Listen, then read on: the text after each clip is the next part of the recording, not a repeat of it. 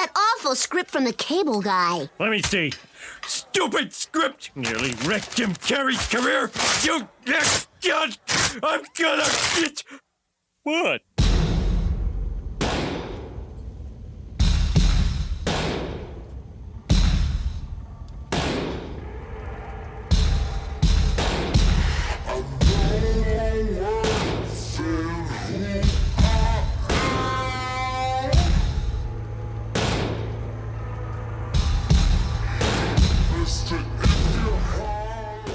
Hey everybody, welcome back to another episode of What the Hell Happened to Them? A title fight is brewing. That's right, this season, Eddie Murphy versus Jim Carrey. I am your host, Ricardo, and joining me on the line is a little cable boy and or girl, Darren Stevens. Hi. Oh, did you remember my middle name? No, that's the husband on Bewitched. Yeah, I know, but my middle name is Darren. Well, I did not know that. Well, now you do. I did know that. I'm taking credit. I'm like every husband on a sitcom. I'll do something unintentionally full of love and thought, and I'll take credit for it. Thanks. And on the audio boards is Samantha Stevens. Samantha Stevens. And that's the Bewitched. Yeah, I know. I got it. You didn't know. And our sponsor this week is the American Spice Girls. A whole new music group is back for all you people nostalgic for the 90s, this time American style. Your 5 spices are Eagle, Bicameral, Fundamentalist, Watergate, and Pumpkin. Enjoy the smooth sounds of the American Spice Girls. All new, all the time. All right, Joe, what movie are we doing this week?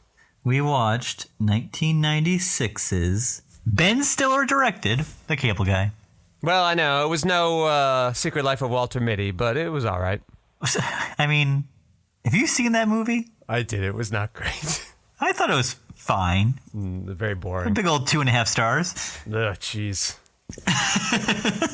If this is why I want From me, not I you. wish I could give it like a 1.75. Like, that's really where it is. Yeah, that's exactly what I would put it. Letterboxd, let me do a little quarter of a heart, please. Yeah. I need more nuance in my grading system. All right, what happens in this movie? Oh shit. Okay, yeah, I'll do that first. I had a great thing I wanted to tell you, though. A designer makes a grievous mistake when he rejects the friendship of a borderline cable guy. What? Fucking stupid. And Jim Carrey gets first billed, despite not being the main character. He's the titular cable guy.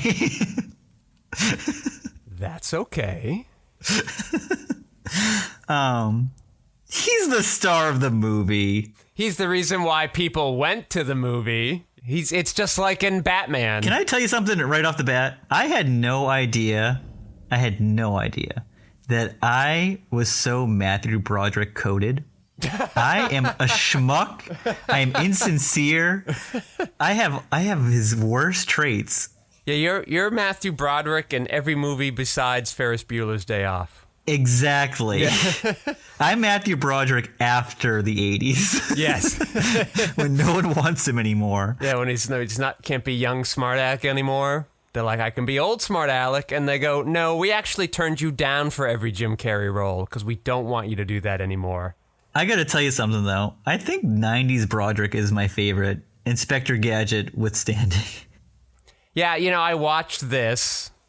And I was like, wow, he's acting really badly in this film. No wonder he got saddled with Inspector Gadget afterwards. Yeah, but do you know what he got the year after Inspector Gadget? Godzilla. Was it in 97? I thought it was in 98. I thought Inspector Gadget was in 97. Let's check. Okay, before I make my joke. Godzilla's in 98. All right, going back, and to the left. Well, he was Simba. What? No, he wasn't. He was the adult Simba in The Lion King. Yeah. Okay. I always just think Jonathan Taylor Thomas when I think Simba. He was Mark, voice, in Frasier in episode 1995.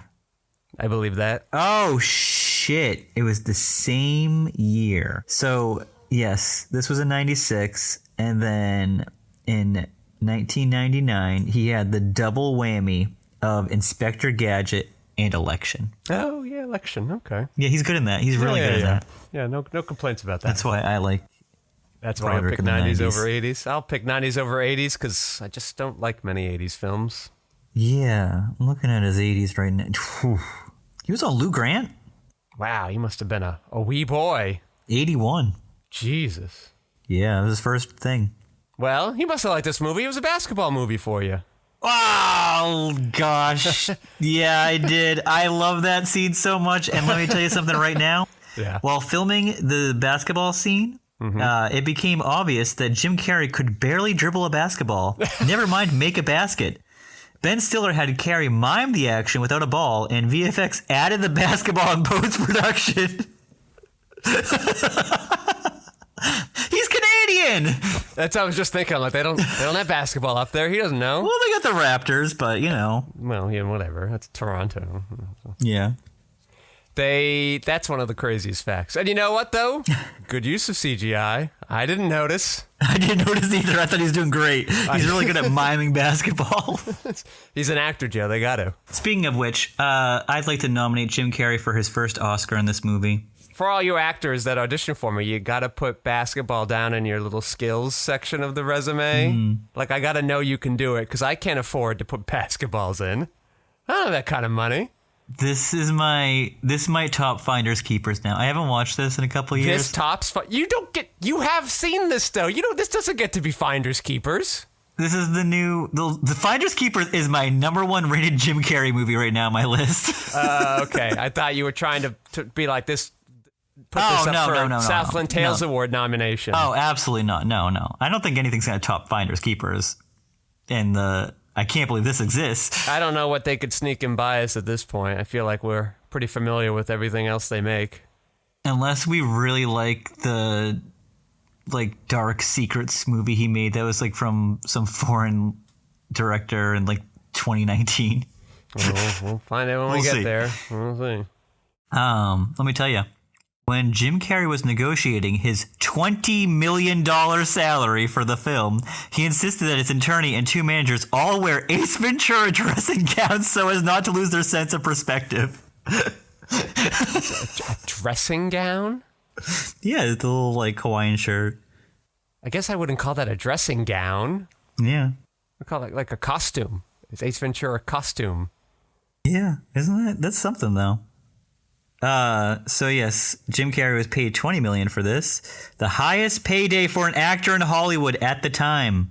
Well, you know, he's just been hit after hit for 2.5 years. He must have been hot. Matthew Broderick was paid about $2 million. Yeah, he's doing better though than Hap, so it's pretty good. Hap. That's from now on. That's how we refer to Jeff Daniels now. It's just Hap. Hap. $2 million. That's gotta make you feel like shit, doesn't it? The film was originally pitched to Columbia Pictures with Chris Farley as the lead, but his sudden contractual obligation to another film forced him to decline the role. What movie would that have been? Beverly Hills Black Ninja? Sheep? Black Sheep? Yeah. I don't know. Black Sheep comes out in 94, doesn't it?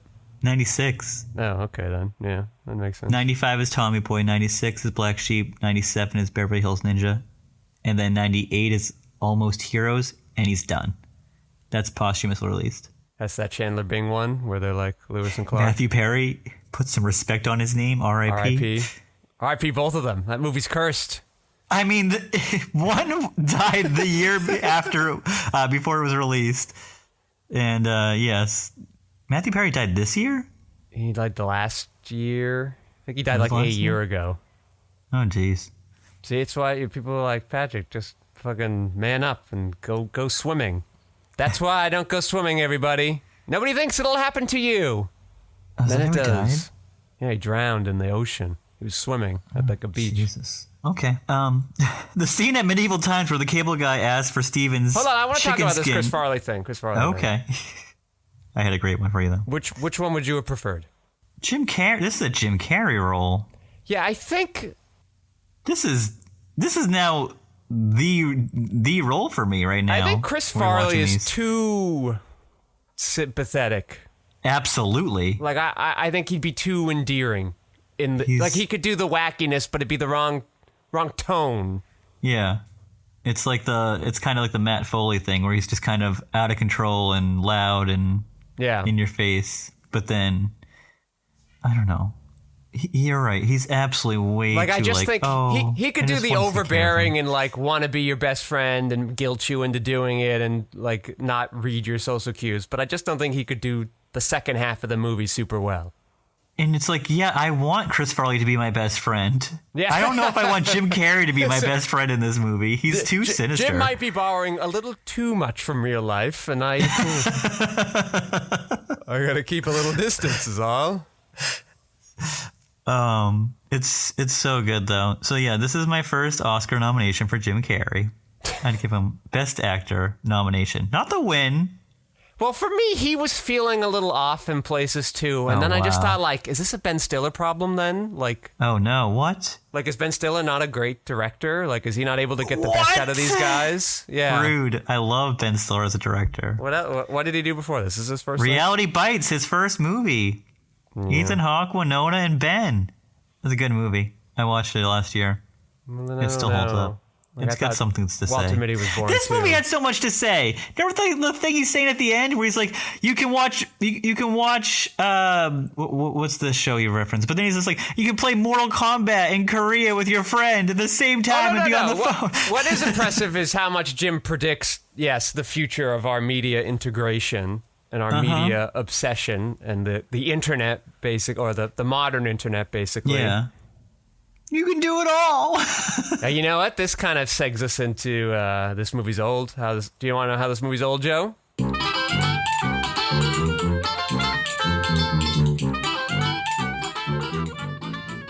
Tell me. Well, cable was an important part of people's lives. Matthew Broderick doesn't even want to go a minute without cable, even though his TV's without cable's playing All in the Family. He's fine. He didn't need anything. He's good to go. Jim Carrey's constantly bribing people with free sports packages. Yeah. You can watch HBO and you can watch Sleepless in Seattle 8 o'clock. What would the modern day Jim Carrey's character be? Like broadband guy? The broadband guy? Like what? I work at Xfinity. Hello. Yeah. Phone numbers only have 7 digits. You only have to give out 7 digits when you are giving someone your phone number. It's a different time. Phone messages are recorded onto a tape. They are on a medium you have to erase once you've heard them so that more You can messages fast-forward can them? go there. That's fun. That is. I always love the little beep. Do you know the next one's there? Word art screensavers. That took me back. those big giant monitors. Yeah, big. See, even the TVs, obviously big square boxes. Simpler times. Static when the TV doesn't work. Yes. I thought it was just HBO turning on, though. Yeah, that's all right. The information superhighway is a novel and not fully understood term by people. Internet seems to be still quite new, which makes sense. And you can be easily employed with one or multiple fake identities. Really hard to do now. They really do their research. Yeah, and they're all. It's called. Did you watch Hitman this year? The Richard Linklater movie with Glenn Powell, our guy. Your guy. I'm not. I don't know if I've seen a Because you single didn't Glenn watch Powell the movie. movie. No, you got to watch the movie. It's on I'm Netflix. not watching the movie. Can you just put it Oh, on? Hitman, the one with Yeah. the Fincher one. No, that's the killer. Oh, okay. No, Go on, Joe. Can you please put Hitman on your plane ride? No. It's like 100 minutes. Am I gonna be amused, or am I gonna watch a movie? It's great. You'll love it. It's a Watch fun a gritty. romp. All right. No, it's not gritty. Maybe. It's goofy. He's dressing up like some. He looks like Tilda Swinton in one of the roles. He's doing Dana Carvey, Master of Disguise. Kind of. Yeah. Turtle. That's right. Turtle. I have some more Chris Farley stuff. This is just a little Oh, wow. longer. All right, let's go to the Chris Farley was hour. originally cast as the cable guy, but Farley had signed a 2-picture deal with Paramount Pictures after being cast in Tommy Boy, and he now owed them one more movie, Black Sheep, like I was telling you. The same movie. The studio is very adamant. Hey, Chris, we loved what you did. Let's do it again. Exactly the same. It's literally just take the David Spade Chris Farley dynamic and just put it into a political setting. Yeah, Chris is like, all right, well, who are you going to get David Spade back? That's a tough manager to recap. We're going to just get him back too. Yeah, he wants to do it again. They should have What done else are they this. doing? What's his name? Stephen King wrote a book Yeah. It's called Desperation. And then he, and the fake alternate author he sometimes publishes as, Richard Bachman, wrote another book, The Regulators, and they were companion books, even though they're completely different plots, because they just both used the same characters and just two different stories. You should have just got all the actors from one of them and just like recast everybody in this new one. It could have been the same thing. Like, lean into it. We all know you're doing it, so just like really go with it. I wouldn't have minded that. I do like Black Sheep, though. There's some funny scenes in it. All right, go on. Wow. You don't like Black Sheep? I've already rated it on Letterboxd. You know I don't like it. You commented on it. You were upset with me. How long ago was this? Because I don't remember. Like a year and a half ago. All right, I'll go visit it in a minute. Let me finish this up. The studio was very adamant about him doing Black Sheep, but he was actually more interested in doing this film. He was being offered $3 million for the role, which was a huge amount for him. So they'd rather pay Jim Carrey $17 million more? They wouldn't rather. They just couldn't get the other guy. He can't do two movies at once. I guess... Michael J. Fox did Back to the Future and what? Was it Growing Pains? What is it? Family No, Night? that's a TV show. No, but yeah, he did his TV show. No, Family Ties. Family Ties, thank you. Yeah. Leo is Growing Pains, right? Yeah, but you work around that, right? Like you only need one day to do Family Ties. And you really only need like 6 hours to do Family Ties. The story of Michael J. Fox being transferred in a truck back and forth to the set for Back to the Future to the set for Family Ties, right? That's like 5 days a week, and then they would do like the big set pieces on the weekend. So crazy. It's easier to do. Like, that's the beauty of the he wouldn't sleep. Multicam sitcom life. Like, it does not take a lot of your time. It just La Dolce Vita. You're working like 4 hours a day for a couple days a week. The end. And he didn't have to show up there most of those days too, right? Like, he'd go for a rehearsal or two maybe, but he's the star of that show too. Like, he can kind of do what he wants. They even tried to, like, when he was ready to leave, they were like, all right, we're going to keep going. And he was like, okay, but because this show's a success only because of me, you're still going to have to pay me as if I were on the show. And they said, all right, well, then we're just not going to do it. Good for him. Yeah. Feel bad for Justine Bateman, though, and Mary the Baxter Burney, Alan Grossman, Tina what was others. her movie that we watched? Which one? Miss Justine Bateman? Satisfaction. Mm-hmm. Thank you. As Farley was going through early pre-production on this film, somehow Jim Carrey had gotten the script and suddenly expressed interest in doing the film. Sony dropped Farley and offered Carrey $20 million to star in the film, the highest payday for an actor at this point. As for Farley, Paramount exercised its option, demanding his commitment to Black Sheep. Sony did pay Farley off for The Cable Guy. Oh, so he made $5 million. $3 million and then $2 million for the other movie. Yeah, can't complain about that. Oh, sorry, $4 million. So he $1 million for Black Sheep and then $3 million for... What was the budget on Cable Guy? If they can just throw around $20 million plus a bonus $1 million for a guy that wasn't even there. Yeah, and they have a lot of actors in this movie. This movie was budgeted at $47 million. Wow. Jim, again, eating up almost half of a budget. Yeah, wow. So it really had a $27 million budget. Joe, I know this movie has a lot of, like, people, but, like, were these all big people? These all feel No, they were nobodies. Yeah, Owen exactly. Wilson's the same year as Bottle Rocket. Owen Wilson. I was like, oh, a little Zoolander pre-union happening here. There's also a scene that he directly repeats in Zoolander where it's... do you remember the scene? It's like the karaoke scene? Kind of. Yeah. I was thinking about the scene where it's like... There's like some weird like orgy sex scene but without any sex in it in Zoolander where it's Ben Stiller. I guess that's and the Wilson. scene I'm thinking of while Jim Carrey's doing his karaoke stuff. Yes, and it's just kind of like this camera's like circling around. Yeah. It's good.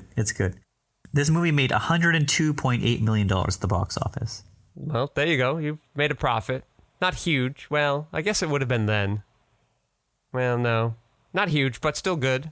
Can I tell you who was also considered for the role of the Cable Guy? Matthew Broderick? Adam Sandler. Maybe. I don't know. It's hard to take Jim out of this role at this point. Yeah, no, absolutely. You do need a little of that creep factor. Yeah. Oh. Yeah. He can do the faces. The faces are good. eyebrows. The impersonations. Yes. Yeah. Babaloo. Babaloo. This movie was released June 14th, 1996. First-time screenwriter Lou Holtz Jr. had the idea for the cable guy while working as a prosecutor in Los Angeles, declaring that he once saw a cable company employee in the hallway of his mother's apartment building and started thinking, what's he doing here so late? That was exactly how I thought the movie germinated. Just some writer had an experience with a cable guy that there was like a little like, ugh. And then he's like, wonder what that guy's story is. And then here we got here somehow. The screenplay became the subject of a bidding war won by Columbia Pictures at a price of $750,000, plus a $250,000 additional bonus if the movie got made. Not bad. Let me tell you, that was a shit ton of money back then for a screenplay. Uh-huh. That was an insane amount of money back then for a screenplay. Good for that guy. Following Carrey's signing onto the film, Columbia Pictures hired Judd Apatow to produce. Yes, I was like, I wonder, Leslie Mann's in this movie. I wonder if she was like big at the time or like what her deal was. And then Judd Apatow, produced by, I go, oh, okay, all right, there we go. Were they married yet, though? I don't know, but that would have been really early. I'll check in on that in a second. It's young love, Joe. Sweet, pure. Oh, I didn't know Judd Apatow has a birthday right before mine. Let's see. They were married in 97. Wow. Yeah. They met on set. Possibly.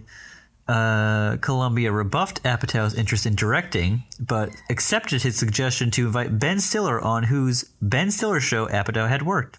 Stiller was considered to play the Stephen Kovacs character before it was offered to Matthew Broderick. I guess it was nice that they didn't let Judd Apatow direct, because I don't know if I'd want this movie to be an hour longer. He hadn't even done Freaks and Geeks yet.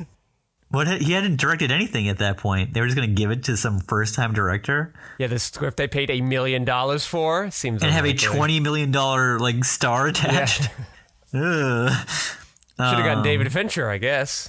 So that would have been. No, wait, who's the one that it was Spike Jonze? Who did Jim want to work with on Ace Ventura? Oh yeah, 2? Spike Jonze. Spike Jonze, yeah. Could have gone Spike Jonze. If you got David Fincher, though, that would have been the year after 7. This would be a cool movie to have one of those guys direct, though. You give it a little texture to it, you know? Yeah, I mean, I wouldn't mind seeing David Fincher direct many movies. I wish he would direct more movies, in fact. Yeah, but like this is like a little, just like a hair outside of both their styles, but still feels like they could do it, you know? I really like the little, dream sequence towards the end where Jim Carrey knocking at the door. Oh, you did? I loved it. I loved his eyes going crazy. It's so manufactured and unessential. Like it doesn't add anything narrative. It's just a little detour we take. So it looks cool. Yeah, that's what I'm saying. So it's either trailer fodder or it's Ben Stiller using his time to show off so he can get other jobs, but it's completely unnecessary to the movie. It's an annoying detour. And it doesn't. But Patrick, it adds this movie nothing. is 91 minutes. You can add a little flair in there. It's okay. No, you could just give us other scenes. You could wrap up your movie, because at the end of this movie, Matthew Broderick's unemployed, is still charged for stealing a grand larceny. None of that's wrapped up. But he's got his girl back. Yes, he has his girl back. That's it. Do you think... Did you kind of think this was... anger management? Wow. Right out of my mouth. Yeah. Right out of my mouth. I did, as he's going to the apartment and stuff, I did think, I'm like, are we doing a weird anger management thing here? It's a lot of the same plot points where he's trying to score the girl, but he's also like, I'm just trying to make you a cooler boyfriend.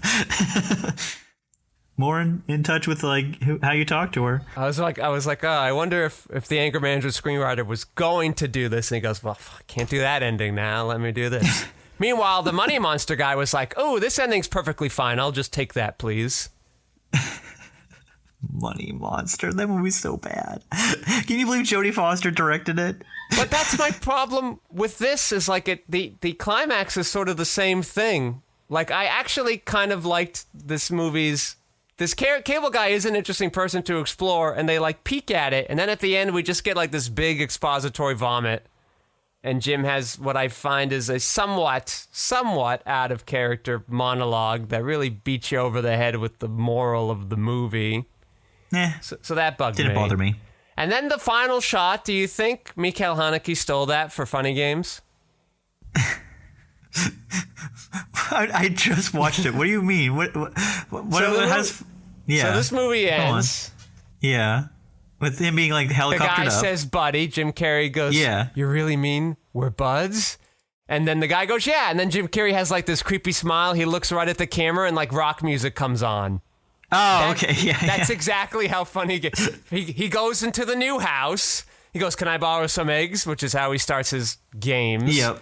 And then the woman leaves and he looks at the camera. Rock music comes on. It's the exact same thing. Patrick. Yeah. Michael Haneke directed Funny Games in 1997.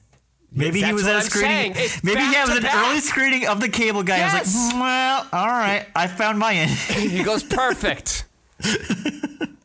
Good work, I like Mr. this Carrey. cult classic. There was a lot of Silence of the Lambs references in this. Did you catch that? I caught Besides the main one. the medieval times one. Well, his mother, Matthew Broderick's mother, is in Silence of the Lambs. Also, Charles Napier, who plays a police officer in this movie, who looks like I thought he was like a cosplay police officer because none of his like outfits looked real, and I was like, is he just the guy that Jim All the budget hired? went to Jim. Leave him alone. Clearly. And then I was like, oh, but he also plays a police officer in Silence of the Lambs. He gets his like face eaten off. But still showing off that he's a movie guy. Yeah, we get it. Thanks, Ben. I've watched so many Charles Napier movies this year because I did all the demis at the beginning of the year. You had the dad from Just Shoot Me in the movie. He's also the dad of Matthew Broderick in the movie. Oh, put some respect on the lovely George Segal. I think he's in that ABC show. Well, that probably has ended by now, but the one about the Irish Goldbergs? people. Yes. Yeah, also George Segal died a few years ago. Oh, wow.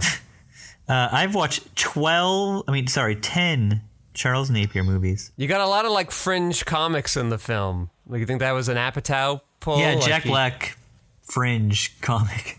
Poorly used in the film. Like, you're not This is definitely one of his first like movie roles because this is before High Fidelity. They're like, we don't trust you to be funny, so just be like the guy. You got Mr. Show in the movie. Oh, Both of them. Bob Odenkirk. Yeah, David Cross. You got them both there. You got Janine Garofalo of Southland Tales fame. They're all friends of Ben, and Janine Garofalo is in Reality Bites. Yeah, okay. Surprised we didn't get Winona. Oh, you got your guy, the caddy from The caddy? Happy Gilmore. Are you talking about the little skinny pale white kid, or are you talking Alan Covert? Yeah, Covert. He's in the movie. I did not see him. He was in it for 5 seconds Okay. during the sequence where all the TVs are getting turned off. Did you catch Andy Dick? Did not catch Andy Dick. He was the medieval times guy. Oh, that's why he had the. He had the wig on, but he takes it off at the end. I didn't. Maybe I missed that. So yeah, the medieval times guy's like fussing around with the TV, and he's got like 10 people in the room with them. One of them is Alan Covert. Wow, I'm looking right now. Doesn't have a line. He's just like there. There's a guy, though, that I teased last week who was part of another miniseries we did. Did you see him? Do you see who I'm talking about? Clint Eastwood.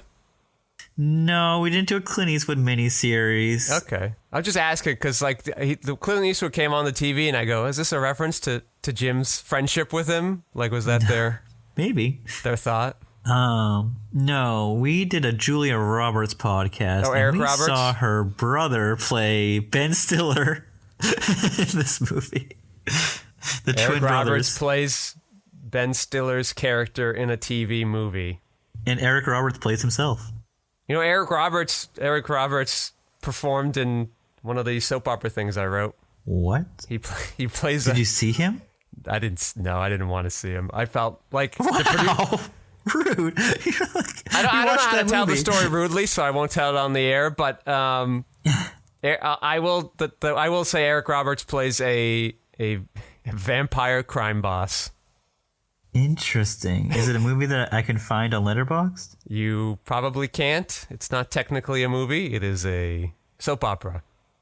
Okay. I'm not even sure where you could find it online. But if you want to know what it's called Alpha King Callboy. Alpha King Callboy. Alpha. Hold on. No results. That sucks. Okay. I'm looking it up right now. on the Google. Don't look it up. What wasted the people's time, Joe? I just want to see Alpha King Callboy. That doesn't sound real. Wow, it's on Daily Motion. It's an hour and 10 minutes. Someone has pirated it from the original site and posted it on Daily Motion. I'd be upset, Damn. but I don't get royalties on it anyway. I met a Callboy, and you end up telling me he was... And then it cuts off. Wow. He's not in a lot of it, so don't watch it unless you start like Jesus. 3/4 of the way through. Okay. He'd get the and credit if the Tom Bosley if this were a traditional movie. So the other movies that are listed after that movie we'll finish on this site would be My Stripper Husband is an Alpha. I Can Never Be Yours Full. Oh, it's Can Never Be Yours. It's in full HD. Mysterious Male Escort is a Mogul. Sense, and Sensibility. Yeah. Two Mates Faded.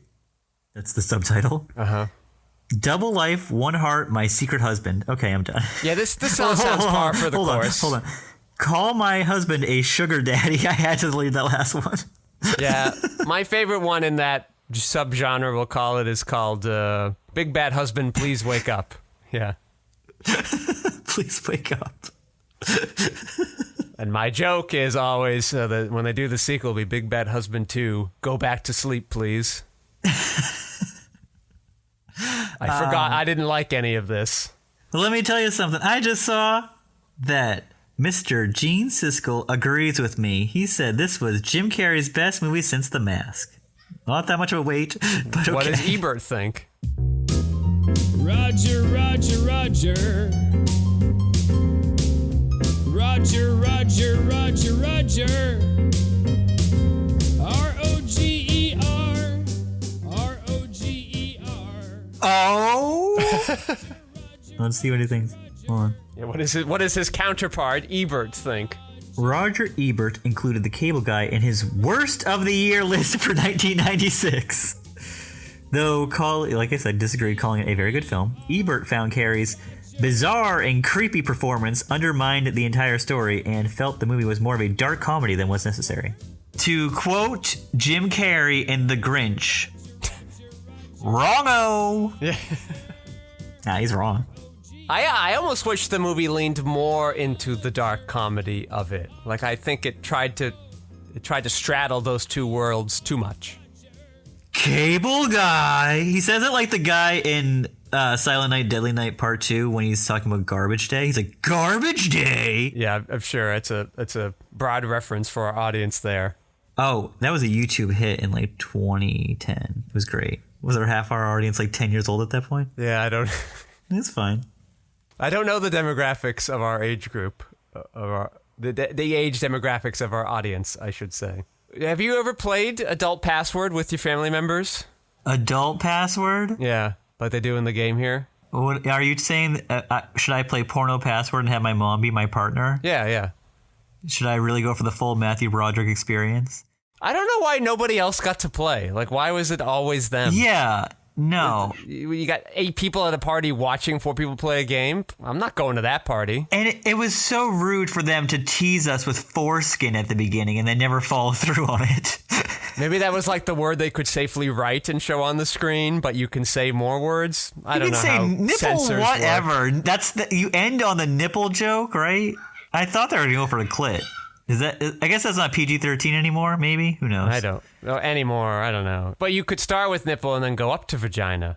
But maybe nipple didn't get the point across quick enough. Didn't they start at vagina? Yeah, they started vagina. I loved when he kept saying, penis.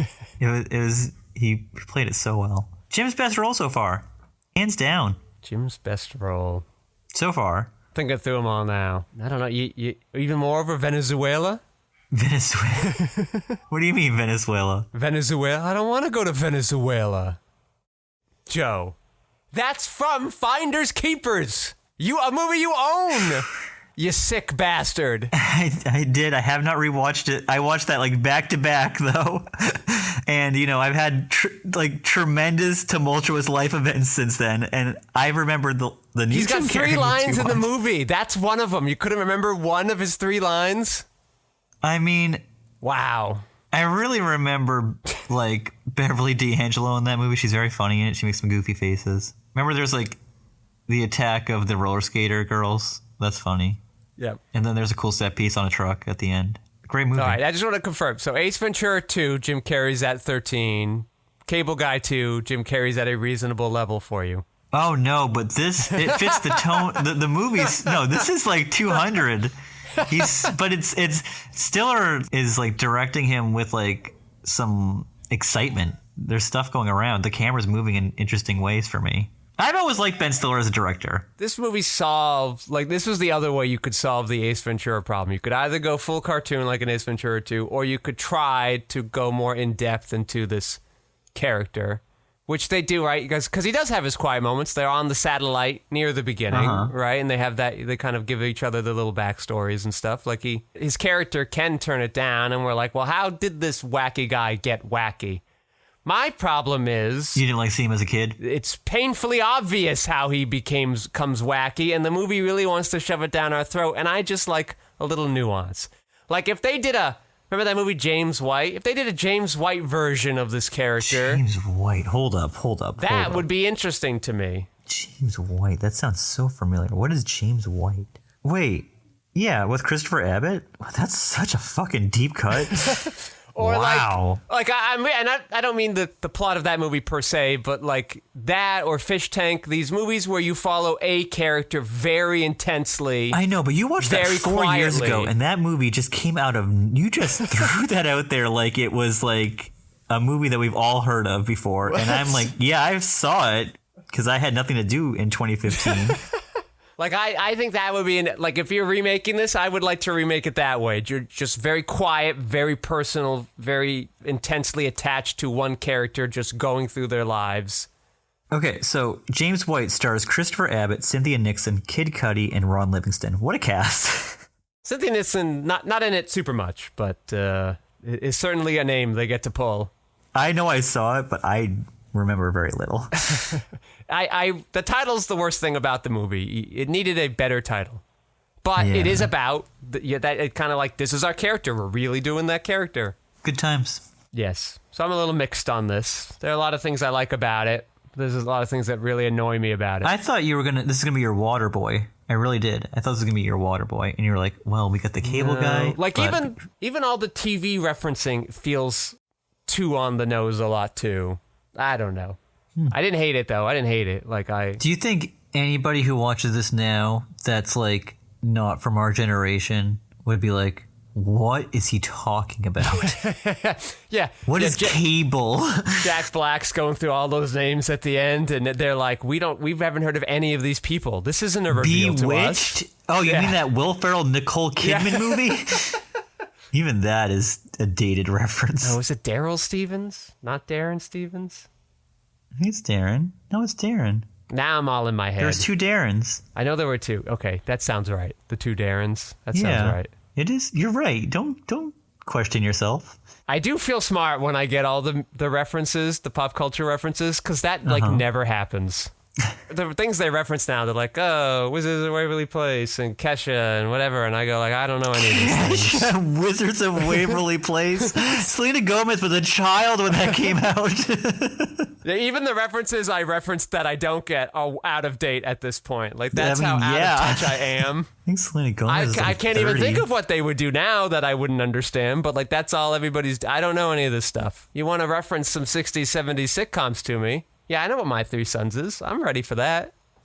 I remember Jerry Springer being on TV. I get that opening montage. I laughed out loud a few times to this. Like when he's just like, that was Jerry's final word. That got me. Or even when Jim Carrey goes like, this ends our broadcast day. Nobody knows what the hell what that's from. They're like, oh, is that a movie or something? No, TV actually just stopped. At midnight, 1 o'clock, they just... It used to stop. It just, you'd have to wait or read a book. When the guy picks up the book at the end, I'm like... Yeah, Money Monster. Money Monster. Money Monster. This movie got Money Monstered. Jack Black plays the Lenny Vito role. Like, it's the same. He's moving around with the camera at the beginning. How do you have Money Monster references, like, right out with your sleeve? This is crazy. And James White. I'm slinging it. I know. I'm so proud of you. This is so early, too.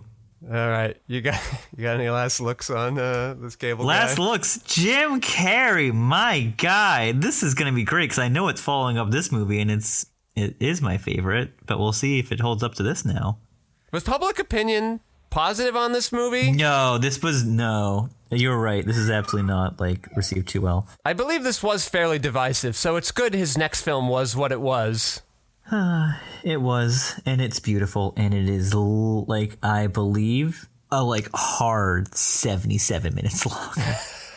So fucking short.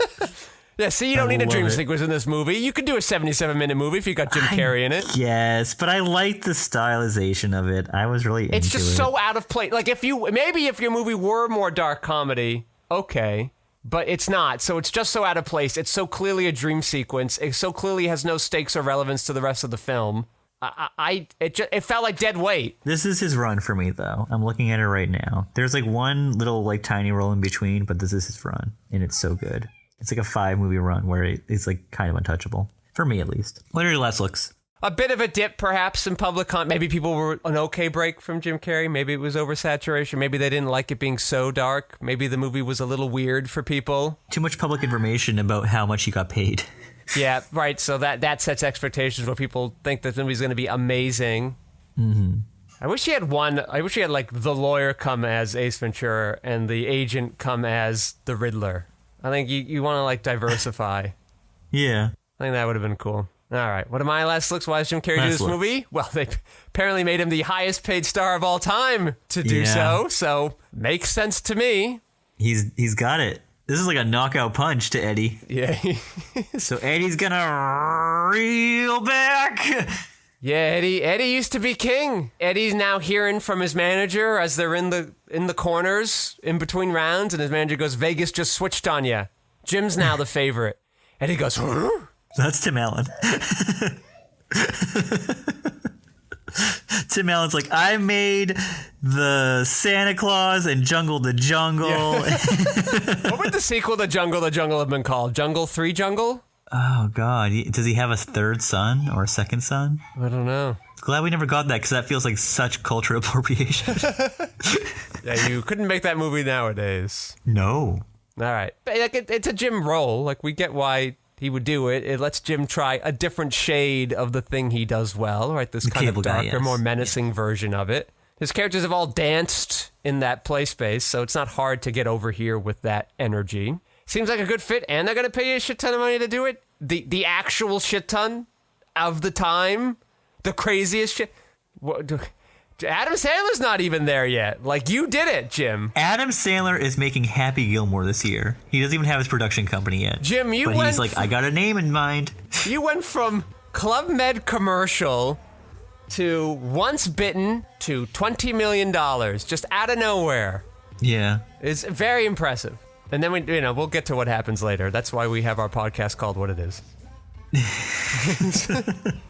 Yeah, because it's such a steep decline. It's like he fell off Copper Mountain.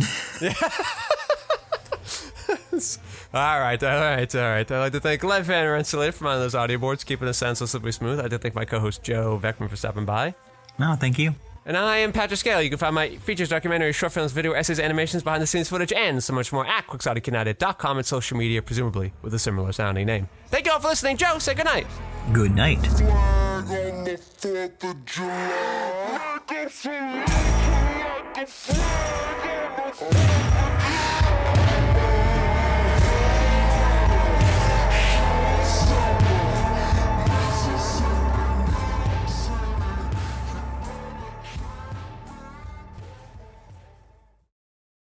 I've been going on and on, but I've enjoyed having the old people channel, the terrestrial antenna TV back. Oh, no. I forgot one of the downsides when they shift the schedule on you. Oh, no.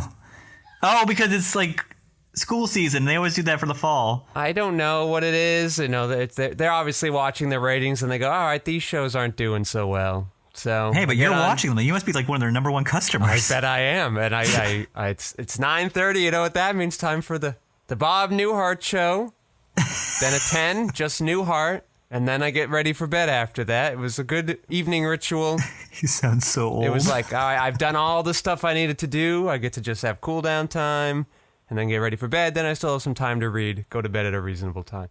Oh, that sounds lovely. No, not anymore, Joe. Uh-oh. Because I turned it on last night at 9:30. Hold on. Is it Friends? No, thank God, no. That maybe someday we'll play the middle-aged people channel, though I don't think so because it'll be too expensive. Oh, yeah.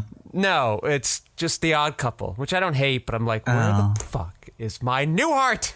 Yeah, that's Turns a out downgrade. they shifted it back a half hour. The whole schedule's screwed up now. Bob Newhart show at 10. Newhart at 10:30? No. I gotta start getting ready for bed at 10:30. I gotta go to bed at a reasonable hour. What is this? And thank God I'm not on the East Coast, because it'd be 1 o'clock in the morning. The whole thing. Wow. Ah. Well, to be fair, the people who watched Newhart on the original run are probably all dead right now. So. No, it was in the 80s. They're not dead. Adam Sandler was probably watching Newhart in its regular run. I would say the age range for that show is probably like mid 40s. And so now it's probably they're like 50s, 80 something. Yeah. No. Okay, so they're 90? No. Hey. What was I going to say? It was something defensive.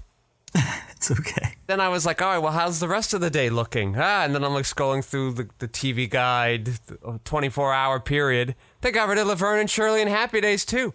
That used to be on 11 and 11:30. Gone. We'll replace it. Well, what they did was they moved up the 10 o'clock in the morning hour of Mary Tyler Moore and Rhoda. They moved that to 11. Oh, and not bad. At 9, they kept I Love Lucy. But at 10, they added more I Love Lucy. What a segue we could do. Yeah. So, my question for you, though, right now. Yeah. You've seen The Cable Guy, and you've also seen another Ricky impersonator. Oh, Javier Bardem. Javier Bardem. Who did a better Ricky Ricardo?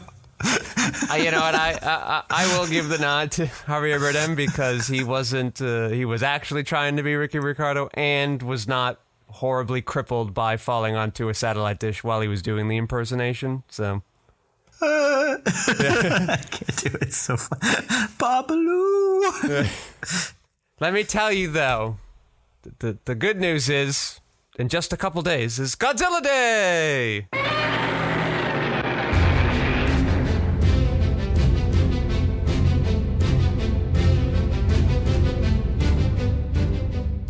Oh, that's fun. November 3rd, 2024 is not only just, it's not any Godzilla Day, Joe. It's the 70th anniversary of Godzilla. Wow.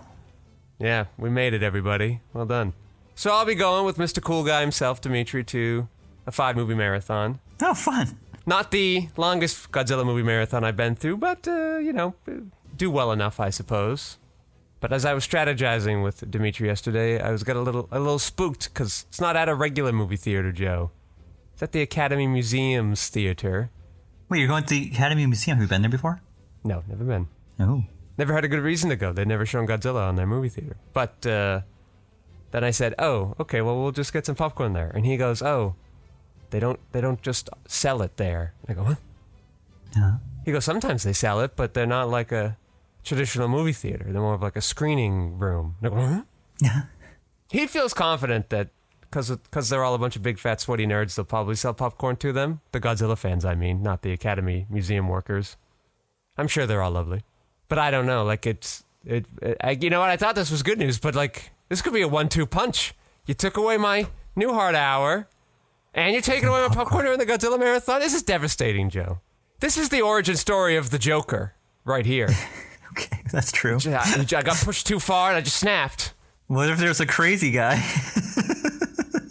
You want to know how I got these celluloid scars? You know? You went Jack Nicholson. That's your Joker. Yeah, I guess so. Wait, popcorn pants, though. Bag, you can't put some bags of popcorn in there? I asked, that was one of the first things. I'm like, hey, is this Academy Museum? Are they bag checkers? Are they like really into it? He goes, yeah, they probably check your bag. And I go, what about your pants? That's what. Well, they check my coat. There you go. Listen, Joe, I'm not going there with a handful of popcorn. Yeah, I know you're not. I know you. I want a big old. Yeah, you want the tub. And I got to get through 5 movies. That's a lot of movies. And I can't make it in my car. And sneak it in movie to movie. This is a great plot for a sitcom. So, strategizing other snacks I can bring in that I'm probably going to bring anyway, but they'll be extremely important in lieu of popcorn. You know what this is? This is They'd just be like fools to not sell popcorn. this is that coastal elitism everybody's always getting down on us for over here. I guess really over where I was too, on the East Coast. It's just like they're like, we don't need to sell popcorn here. We're the Academy Museum. We're not inviting in the hoi polloi. I'm not. What is it? Just put your movie theater. I know you're not only a movie theater, but you did it. Like popcorn is part of the history of cinema, or it's endemic to the cinematic viewing experience. You got to have popcorn available for purchase. Absolutely. Oh, I'm gonna lead a riot of the proletariat, the popcorn-tariat, the Colonel-tariat. That's the one I'm gonna go with. That's good. Here you go. Well, I guess we'll find out next week, everybody. I want to go to the Academy Museum. We should come by for Godzilla Day. I guess I could wait till next year. Well, but there will be 5 movies playing next year, maybe. I don't know. I don't know It's like what the they did day last after year. Ellie's birthday, though. It's kind of Bring her difficult. too. It's fine. She loves Godzilla, doesn't she? Does she? She'll be 10. Isn't that crazy? Wow, that is crazy. It's so crazy. Double digits. Little 2-year-old. Yeah. Hiding in a pile of stuffed animals. Cats in the cradle with the... Are you doing a E.T. reference there? Yeah. Yeah. Kind of. Did I send you the picture? It's cute. Oh, I'll no. send it to you. I thought you were doing a legitimate Drew Barrymore E.T. No, that was E.T. and E.T. Yeah. E.T. was the one hiding in the dolls. Yeah. Wow. Okay. Let's start the cable guy. Okay, you're ready. I'm ready too. Let me take a sip of the water and we'll go.